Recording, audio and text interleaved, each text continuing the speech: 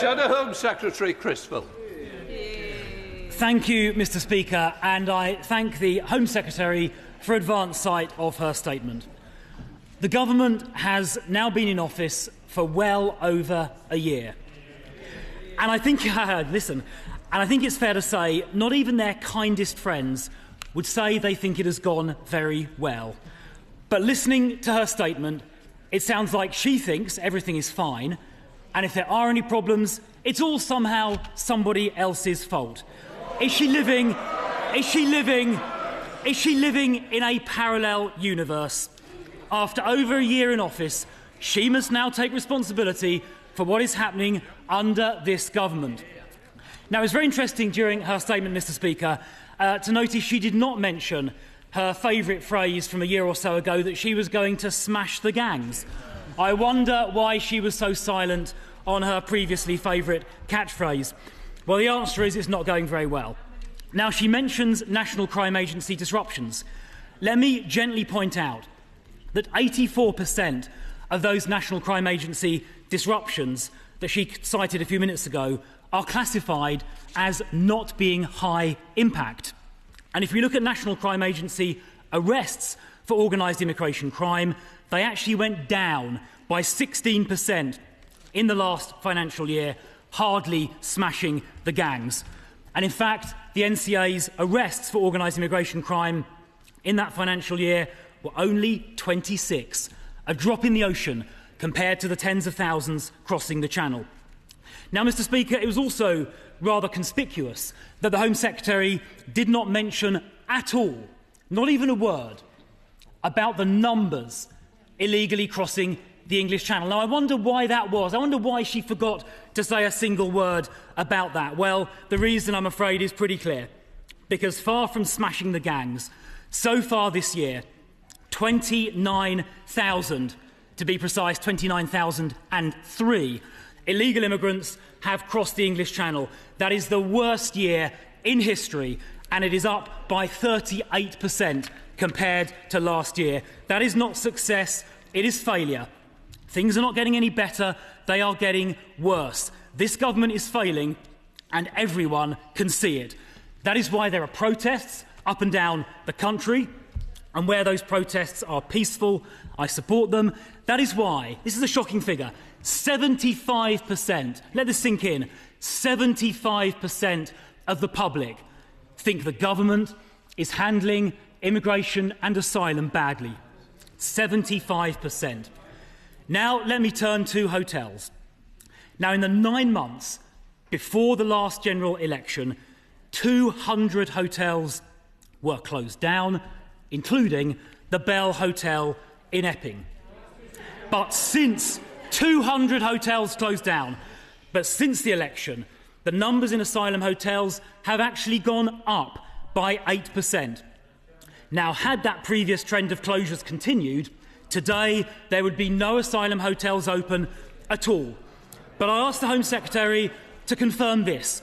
Will she confirm that she will not reduce hotel usage simply by shunting asylum seekers from hotels and into flats and HMOs, which are desperately needed by young people? Will she give the House that categoric assurance?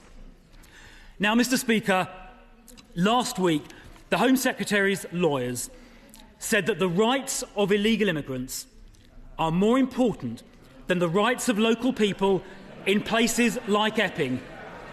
And when this was expressly put in those terms to the Education Secretary yesterday on the Trevor Phillips programme, in those words, she shamefully agreed. Those statements are a disgrace. Does the Home Secretary realise how angry that makes people feel? It speaks of a government not on the side of the people in this country. It means the government appears to care more about the rights of illegal immigrants than our own citizens. So will she apologise for what her lawyers and the Education Secretary said? And will she undertake that ministers and their lawyers will never say that again? Now, Mr. Speaker, the Home Secretary talks about her returns deal with France. Now, it has been reported that it will only return about 50 people a week. amounting to 6% of arrivals.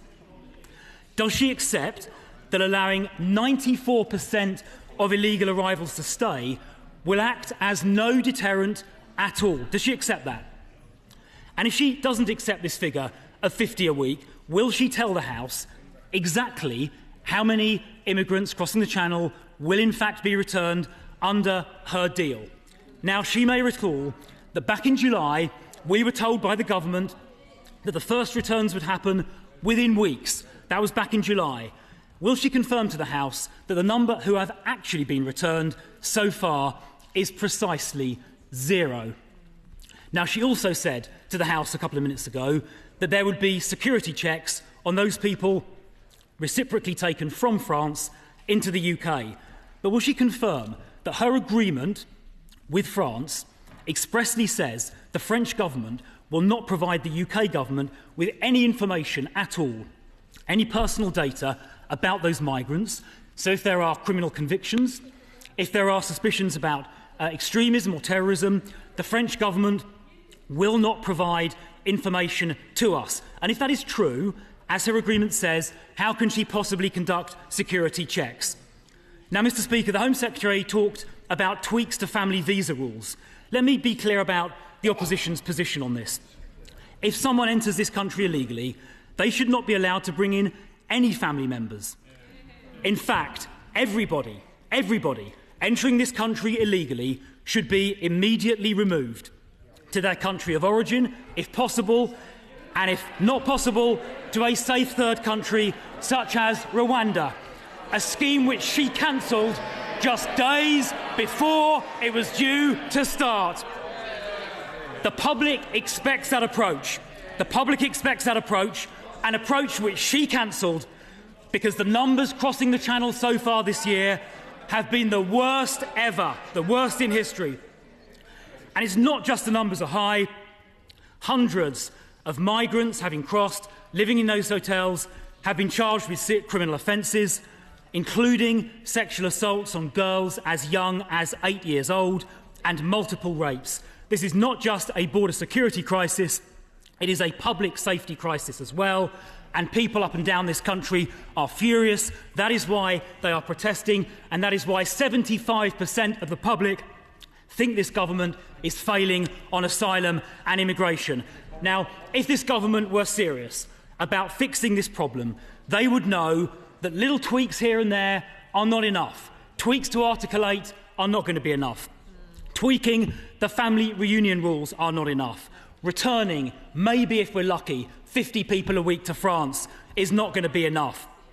Maybe intercepting a few boats, worthy though that is, it is not going to be enough. The only way these crossings will stop, the only way we're going to get control of our borders back, is if everybody crossing the Channel knows they will get returned. Now, we tabled a bill to do that in Parliament a few weeks ago. We had a plan to do that, the Rwanda bill.